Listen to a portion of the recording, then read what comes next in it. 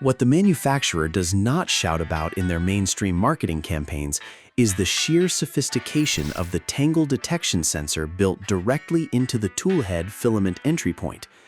Most budget printers feature a simple runout sensor that checks if filament is present, but they are completely blind to bound spools or tangled lines. The A1 Mini uses a physical micro-switch lever that measures tension on the filament line itself.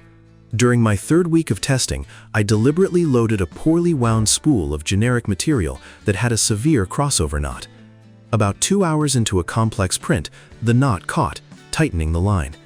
Instead of snapping the filament, grinding a flat spot into the drive gears, or ripping the toolhead off its tracks, the machine detected the sudden spike in line tension instantly. It paused the print, retracted the toolhead to a safe home position, and sounded an audible alert. I untied the knot, pressed resume, and the print finished flawlessly without a visible layer line. The success rate for salvaging bad spools honestly embarrasses much more expensive machinery.